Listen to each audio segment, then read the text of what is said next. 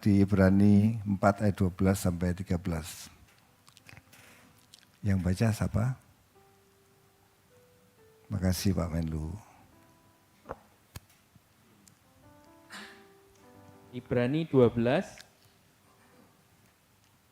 Ibrani 4 ayat 12 sampai 13. Ibrani 4 ya, ayat 12 dan 13. 12 dan 13. Ya. Demikian firman Tuhan. Sebab firman Allah hidup dan kuat dan lebih tajam daripada pedang bermata dua manapun. Ia menusuk amat dalam sampai memisahkan jiwa dan roh, sendi-sendi dan sumsum. Ia sanggup membedakan pertimbangan dan pikiran hati kita. Dan tidak ada suatu makhluk pun yang tersembunyi di hadapannya, sebab segala sesuatu telanjang dan terbuka di depan mata Dia, yang kepadanya kita harus memberikan pertanggungan jawab. Iya. Ini pernah saya sampaikan lama sekali, mungkin tahun lalu atau 2 tahun yang lalu mungkin ya. Tapi saya mengulangnya, saya percaya kita bisa diingatkan kembali hal ini. Ya. Sebab firman Tuhan, firman Allah itu hidup. Hidup itu kalau Anda lihat tanaman ya, ini untuk memudahkan Anda bisa mengerti. Tanaman itu kalau hidup itu ada pertumbuhannya. Ada power yang membuat dia bertumbuh. Kalau tanaman itu mati, itu kan kelihatannya warnanya coklat. Tapi kalau tanaman hidup itu warnanya hijau. Kalau tanaman hijau itu kelihatan kalau tanaman itu hidup. Nah, firman itu hidup. Firman itu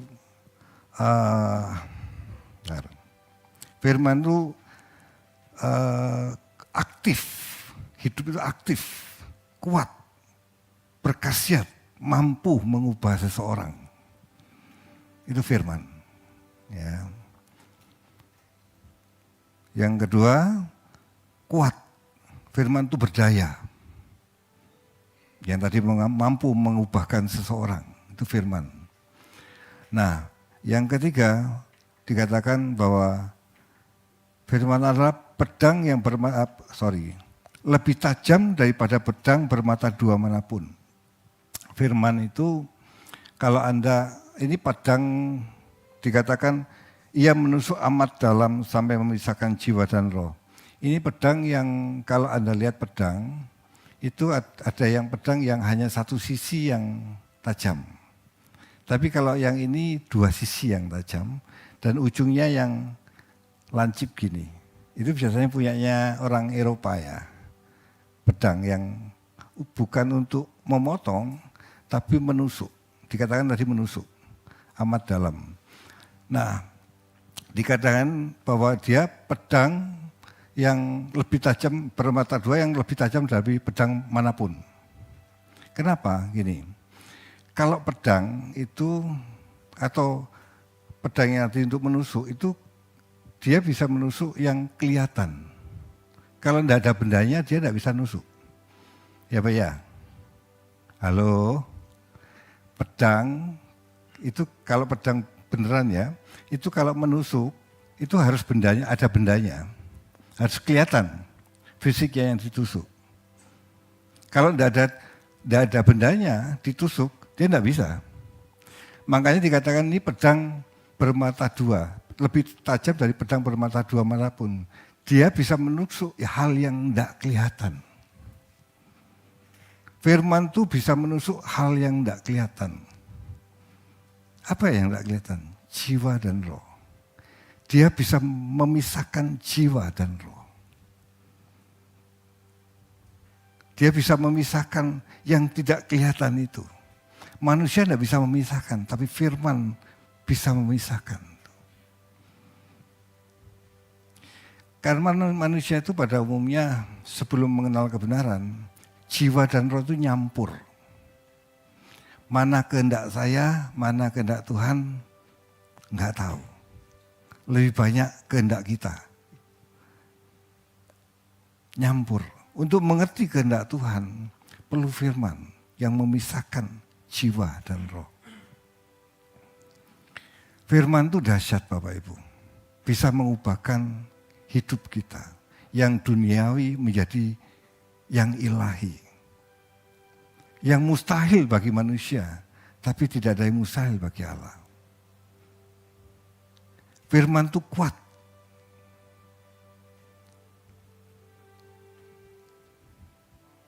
Kalau dalam IMP, terjemahan IMP, berbicara seperti ini. Sebab firman Elohim itu hidup dan berkuasa dan lebih tajam daripada pedang bermata dua manapun. Ia menusuk sampai memisahkan jiwa dan roh, sendi-sendi dan sumsum. Bahkan ia juga sanggup membedakan pertimbangan, pikiran dan maksud hati. Orang yang mengasup firman, ini bukan dalam waktu yang singkat, tapi pada waktu yang panjang.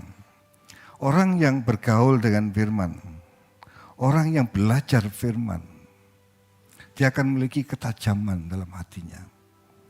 Dia bisa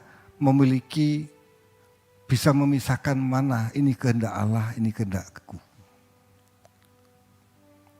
Orang yang mengerti firman, lambat laun dia akan memiliki hal itu dalam dirinya. Dia bisa memisahkan ini kehendak Tuhan, ini kehendakku.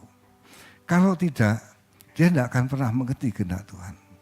Dalam Injil dikatakan gini, kalau kamu mau jadi muridku, kamu harus sangkal dirimu. Bagaimana kita menyangkal diri yang kita tidak tahu diri kita? Apa yang disangkal? Tidak akan bisa terjadi. Harus ada pemisahan dulu, mana ini kehendakku, mana ini kehendak Allah. Baru kita bisa menyangkal kehendak diri kita. Amin. Amin. Orang yang bergaul dengan firman, dia akan tajam dalam hidupnya. Dia akan memperkarakan dalam setiap langkah hidupnya. Apakah apa yang aku lakukan ini kehendak Tuhan atau kehendakku? Orang Kristen itu bukan berjalan dengan hukum. Tidak. Kalau orang Yahudi berjalan dengan hukum. Agama berjalan dengan hukum. Tapi orang Kristen itu berjalan dengan pikiran dan perasaan Allah. Kehendak Allah.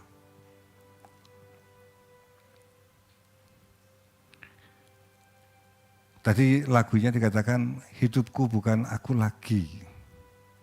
Bukan tentang diriku, tapi tentang dirimu. Kalau kita tidak mengerti tentang diri kita, gini, kalau kita tidak ada pemisahan dalam diri kita tidak akan pernah bisa menyangkal diri apa yang harus disangkal dalam diri kita. Amin. Agak sulit ya mungkin ya bahasanya ya. Atau kita lihat di Roma 7 ayat 18 sampai 25. Ini Paulus yang mengalami hal ini. Paulus itu yang sebelum kenal Tuhan Yesus, sebelum kenal Injil, dia adalah seorang yang kuat dalam Taurat. Dia mengenal sangat seorang yang mengenal Taurat dan hidup di dalam Taurat dengan sempurna. Dan dia taat akan hukum. Tapi setelah mengenal Injil, ini yang dikatakan. Roma 7 ayat 18 sampai 25. Pelan-pelan Pak Menlu ya. Roma 7 ayat 18 sampai yang ke-25. Ya. Sebab aku tahu bahwa di dalam aku, yaitu di dalam aku sebagai manusia, tidak ada sesuatu yang baik. Sebab kehendak memang ada di dalam aku, tetapi bukan hal berbuat apa yang baik. Sebab bukan apa yang aku kehendaki, yaitu yang baik, yang aku perbuat, melainkan apa yang tidak aku kehendaki, yaitu yang jahat, yang aku perbuat. Jadi, jika aku berbuat apa yang tidak aku kehendaki, maka bukan lagi aku yang memperbuatnya, tetapi dosa yang diam di dalam aku. Demikianlah aku dapati hukum ini. Jika aku menghendaki berbuat apa yang baik, yang jahat itu ada padaku. Sebab di dalam batinku aku suka akan hukum Allah, Tetapi di dalam anggota-anggota tubuhku, aku melihat hukum lain yang berjuang melawan hukum akal budiku dan membuat aku menjadi tawanan hukum dosa yang ada di dalam anggota-anggota tubuhku. Aku manusia celaka. Siapa yang dapat melepaskan aku dari tubuh maut ini? Syukur kepada Allah oleh Tuhan Yesus Kristus Tuhan kita. Jadi dengan akal budiku aku melayani hukum Allah, tapi dengan tubuh insaniku aku melayani hukum dosa. Ya. Kata Paulus, sebab aku tahu bahwa di dalam aku, yaitu di dalam aku sebagai manusia. Ini buat kita semua. Tidak ada sesuatu yang baik, sebab kehendak memang ada dalam aku, tetapi bukan hal berbuat apa yang baik. Dikatakan bahwa tidak ada sesuatu yang baik dalam diri kita sebagai manusia. Saya pernah sampaikan bulan lalu kalau nggak salah, bahwa hati kita itu kalau Anda lihat di Markus 7 ayat 21 dan 23 itu bahwa hati kita itu penuh dengan kekotoran, licik dan segala macamnya. Itu hati kita. Nah, Rasul Paulus orang yang taat hukum dan orang yang taat akan Taurat, setelah dia mengenal Injil, mungkin dia berpikir bahwa sudah selesai, tapi setelah mengenal Injil, dia baru mengerti bahwa orang yang taat Taurat pun hatinya, dia ngomong seperti ini, tidak ada sesuatu yang baik, sebab kehendak memang ada dalam aku, tapi bukan hal berbuat apa yang baik.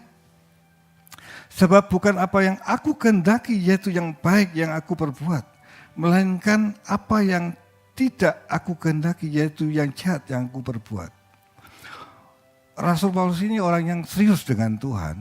Rasul Paulus ini orang yang sungguh-sungguh hidupnya dengan Tuhan. Ketika dia masih mengenal hukum Taurat, dia lakukan sepenuhnya tentang hukum Taurat.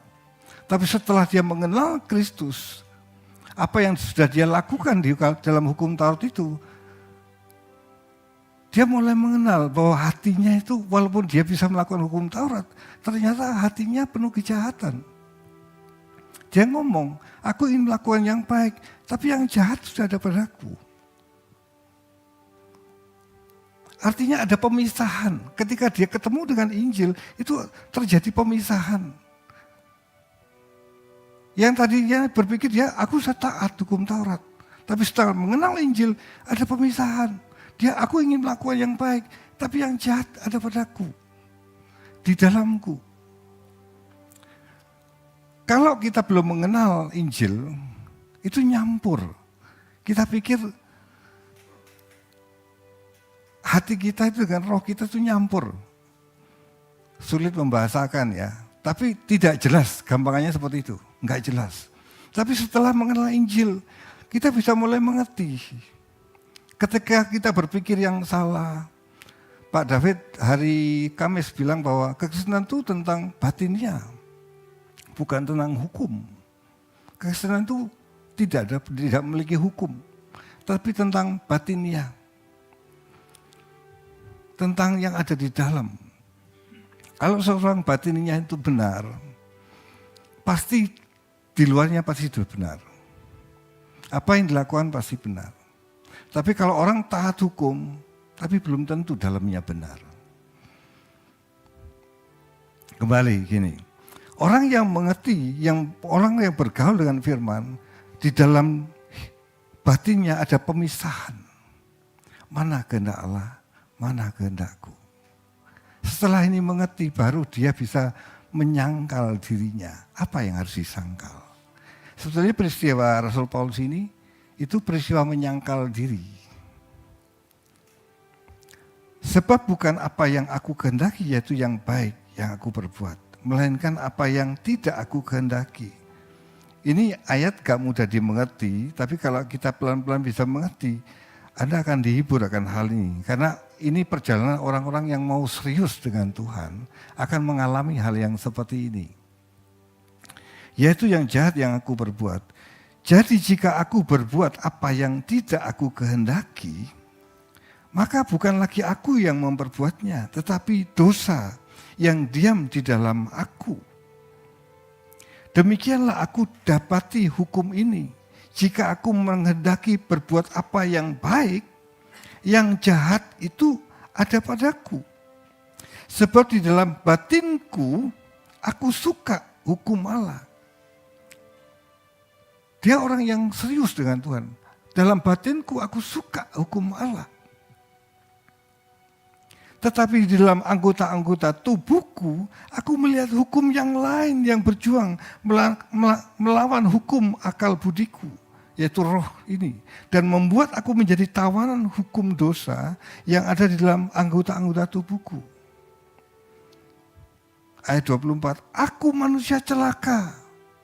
Ini orang yang serius mau berjalan dalam kekudusan, tapi dia lihat bahwa dagingnya itu menyeret dia untuk melakukan dosa.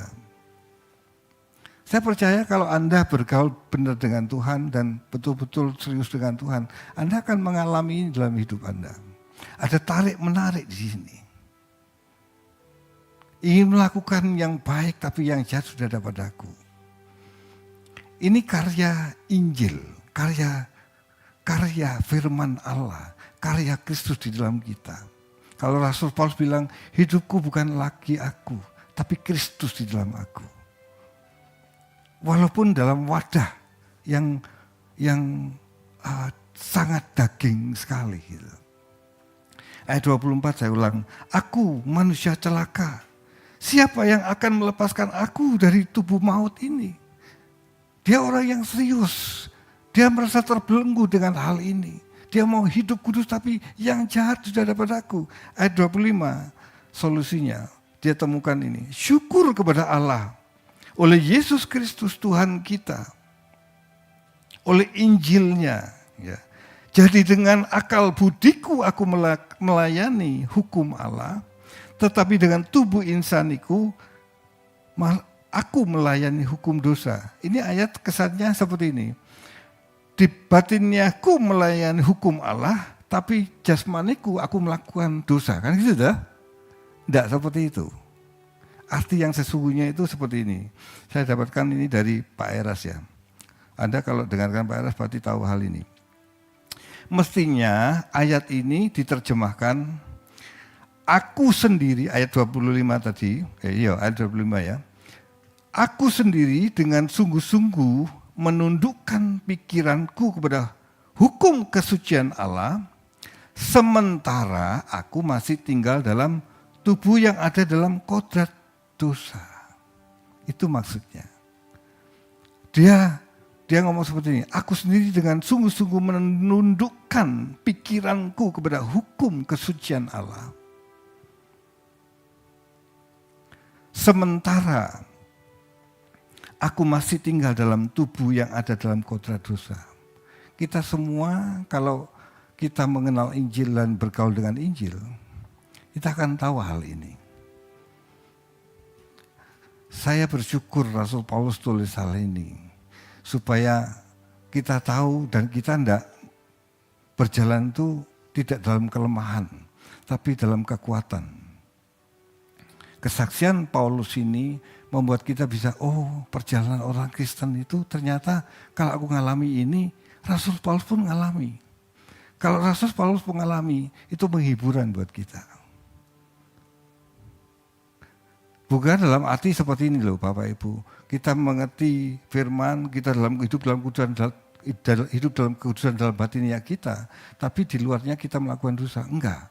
Justru batiniah ini yang benar ini dia akan menahan untuk kita tidak berbuat dosa.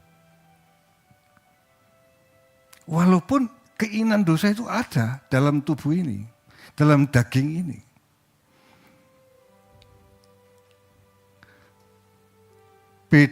Bedakan gini, berbedanya gini. Orang yang melakukan hukum itu karena hukum yang tertulis. Tapi kalau ini batiniah, dia melakukan karena batiniahnya. Hukum yang tertulis dalam batiniahnya. Itu ada kan ayat ini perjanjian lama. Di Korintus juga ada bahwa hukum itu ditulis dalam hati, dalam batiniahnya oleh Roh Kudus. Nah, Injil itu memisahkan mana produknya jiwa, mana produknya roh, mana produknya kita, mana produknya Allah. Baru kita bisa menyangkal diri. Baru kita bisa memilih jalan Tuhan. Kalau jalan itu belum jelas buat kita tidak akan pernah bisa memilih mana kehendak Tuhan. Bahkan Bapak Ibu, dalam perjalanan hidup kita, hari semakin dalam, Anda akan semakin dibawa oleh Roh Kudus. Pemilihan itu semakin halus, yang kita pikir tidak apa-apa, tapi itu apa-apa. Agama kekristenan itu bukan agama hukum, tapi agama batinia. Tuhan Yesus ngomong seperti ini. Kalau kamu membenci sesamamu, kamu sama dengan membunuh. Yesus yang ngomong. Kalau kamu benci sesamamu, kamu sama dengan membunuh. Pak, Bu, kalau membunuh itu ada fisiknya yang dibunuh, ada buktinya. Tapi kalau membenci seorang, ada buktinya enggak? Enggak ada. Bisakah pemerintah menghukum orang yang membenci sesama? Enggak bisa. Tapi hukum Kristen sampai di situ. Kalau membunuh, pemerintah bisa. Ada buktinya, ditangkap, diadili. Kalau kamu mengingini sesamamu, yang bukan istrimu, kamu sudah berzina. Kalau orang berzina secara fisik ada buktinya, itu bisa diperkarakan, bisa dibawa ke pengadilan. Tapi kalau orang mengingini sesama, bisakah dibawa ke pengadilan? Tidak bisa. Tapi itulah ajaran Tuhan Yesus. Kapan kita bisa tahu bahwa kita sedang berzina? Kalau kita tidak pernah mengenal kebenaran yang sesungguhnya. Injil itu dahsyat Bapak Ibu. Injil itu bisa mengubahkan seseorang di dalam seseorang. Orang yang cintakan dunia menjadi cintakan Allahnya. Dunia yang berharga sebelumnya dia menganggap dunia itu sangat berharga.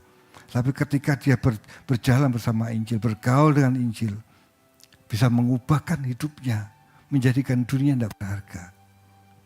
Allahnya yang berharga. Injil itu luar biasa. Rasul Paulus, orang yang taat hukum, setelah mengenal Injil, batiniahnya berubah arah. Itu yang dikatakan bahwa firman Allah itu kuat. Lebih dari pedang bermata dua manapun. Sangat tajam. Dia bisa menusuk dan memisahkan jiwa dan roh. Dikatakan dia bisa memisahkan antara pertimbangan.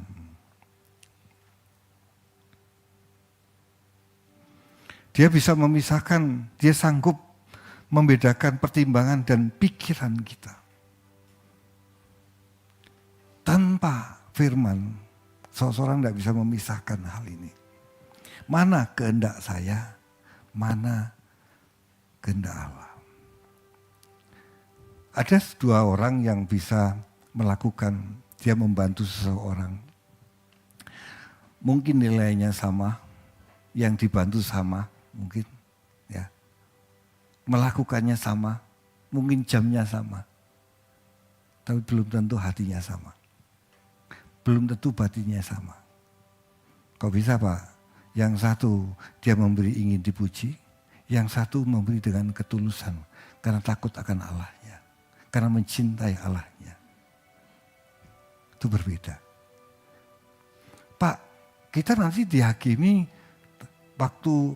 waktu kita menghadap Allah itu yang dihakimi itu perbuatan kita loh Pak. Yang diperkarakan perbuatan kita. Iya, enggak salah. Tapi bukan perbuatan salah dan tidak salah, bukan. Orang Kristen bukan itu. Tapi untuk orang Kristen tingkatannya, apakah tindakan itu berasal dari dia atau enggak? Tindakan itu berasal dari diriku atau dari dia? Dari diri kita bisa kita melakukan suatu kebaikan di mata manusia yang tidak kelihatan. Tapi Tuhan bukan lihat yang kelihatannya, tapi Tuhan lihat motivasi hatinya. Berangkat dari mana perbuatan itu? Yang Tuhan mau tentu perbuatan yang berangkat dari mencintai Dia. Itu baru tulus. Amin. Betapa dahsyatnya Injil itu. Dia bisa seperti bawang. Anda tahu bawang? Bawang itu kalau dikonjai masih ada lagi kulitnya. Dikonjai lagi masih ada lagi. Dikonjai lagi masih ada. Di dalam kita berpikir sudah oke. Tapi kalau Anda bergaul dengan Injil, saya bergaul dengan Injil, itu terus dikonjai. Sampai motivasinya yang terdalam, yang paling murni. Dia tahu ini yang Tuhan mau. Perjalanan orang Kristen itu panjang dan tidak mudah. Mungkin lebih mudah beragama, walaupun itu tidak mudah. Tapi lebih tidak mudah lagi menjadi orang Kristen. Dia harus melepaskan seluruh dirinya. Baru bisa dia mengerti kehendak Allah.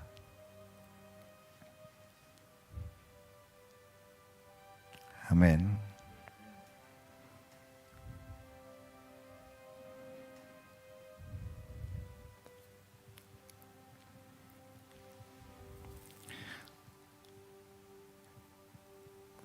Tuhan Yesus memberikan tulisan yang, ini tulisan murid-muridnya, tapi dia ngomong seperti ini. Semua Injil ngomong gini, ketika Yesus besok disalib, malam di Getsemani, dia ngomong, Bapa, kalau bisa lalukan cawan ini daripadaku. Artinya lalukan salib ini daripadaku. Tetapi aku mau kehendak-Mu yang jadi. Dia ngomong ini 3 kali dalam pergumulan itu. Dengan mencucurkan darah, stres banget.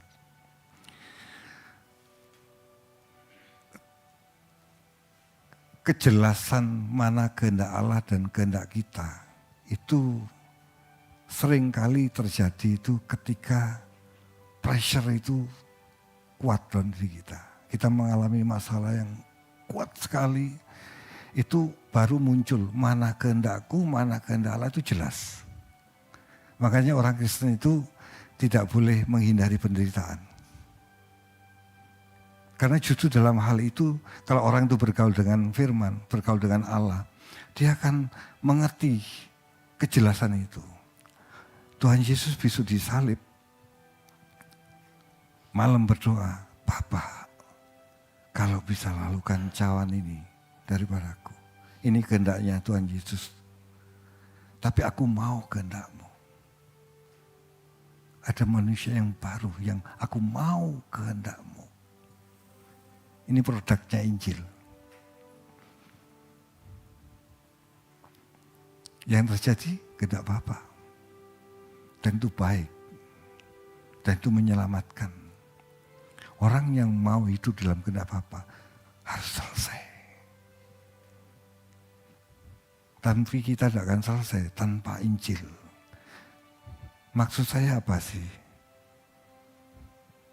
Jalan kita itu sudah diberikan Injil yang bisa mengubahkan kita, yang bisa menyelamatkan kita. Bukan hanya menyelamatkan secara fisik, tapi menyelamatkan batinia kita. Yang keruh dijadikan jernih. Bisa mengerti mana kehendak Allah. Bahkan kita itu sering menipu diri kita sendiri. Dikatakan hati itu licik. Khotbah ini kayaknya rohani. Saya bisa menipu diri saya sendiri. Seolah-olah saya nggak sombong, tapi ada kesombongan. Siapa yang bisa ungkap firman yang dalam diri saya? Tadi kamu itu sombong. Tidak seharusnya kamu lakukan itu. Kalau sudah tahu Pak sombong gimana? Tuhan ngomong. Jika kamu mengaku dosa, Allah setia dan adil menyelesaikan dan mengampuninya. Allah terbuka. Tapi kita tidak akan mengerti mana yang benar, mana yang tidak benar. Kalau tidak ada terang dalam diri kita. Injil itulah terang kita. Injil itu yang menuntun kita pada keselamatan. Cuman saya bersyukur bahwa tempat kita mengajarkan Injil betul-betul yang sungguh-sungguh dalam pergumulan kemurnian.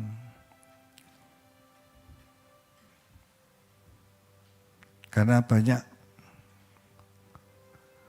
yang tidak mengabarkan Injil yang benar. Memang ada Injil yang palsu Pak. Rasul Paulus ngomong ada Injil yang lain. Berarti ada Injil yang palsu kan? Karena hanya Injil yang murni yang bisa mengubahkan kita. Amin. Ini butuh waktu yang panjang. Tapi dalam hari ke hari bagaimana kita menghargai Injil itu. Bagaimana kita menghargai firman Tuhan. Bagaimana kita menghargai doa-doa yang harus kita lakukan. Ingin bergaul dengan Dia. Membaca firman. Pertanyaan gini, apakah kita hari-hari masih membaca firman? Pak, saya sudah khatam. You know khatam? Selesai. Kejadian sampai Wahyu. Ulang lagi. Tuhan bisa wahyukan ketika kita waktu membaca itu. Amin. Amin. Galatia 5 ayat 17. Ini jelas sekali.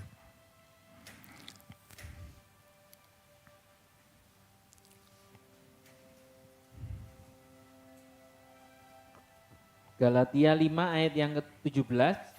Sebab keinginan daging berlawanan dengan keinginan roh. Dan keinginan roh berlawanan dengan keinginan daging. Karena keduanya bertentangan. Sehingga kamu seringkali tidak melakukan apa yang kamu kehendaki. Iya, jelas tuh. Keinginan daging berlawanan dengan keinginan roh. Udah jelas kok.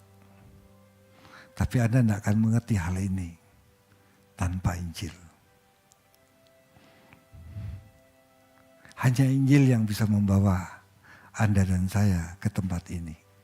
Maksudnya bukan tempat ini, maksudnya di mana Anda bisa membedakan mana roh, mana jiwa saya, mana kehendak Allah, mana kehendak saya sendiri. Orang yang belum mengenal Injil mau lakukan apa, dia tanpa tertuduh. Dia lakukan aja. Mau marah, marah. Apa marah tidak boleh? Boleh. Asal membangun. Bukan marah yang dilampiaskan karena kesukaan. Bukan. Tapi karena motivasinya saya ingin membangun orang ini. Marah karena takut akan Tuhan. Itu boleh. Kalau salah ya harus dimarahi. Tapi bukan marah yang dilampiaskan tanpa kejelasan.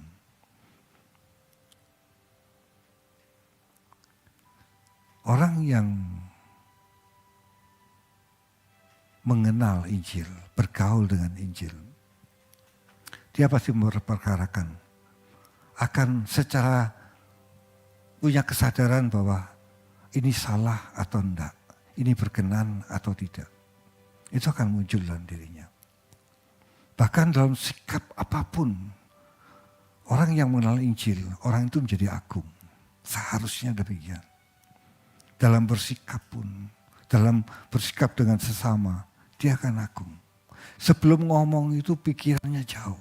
Kayak orang main catur itu, dia bisa berpikir 5-10 langkah. Orang yang mengenal Injil itu seperti Raja Wali dikatakan, yang bisa melihat jauh. Yang burung yang lain tidak bisa lihat, tapi dia bisa lihat. sebelum ngomong, itu dipikir jauh. Apakah kalau saya ngomong ini, melukai orang ini, nggak asal nyopros. Dia akan punya penguasaan diri. Kenapa? Karena dia punya pikiran yang panjang.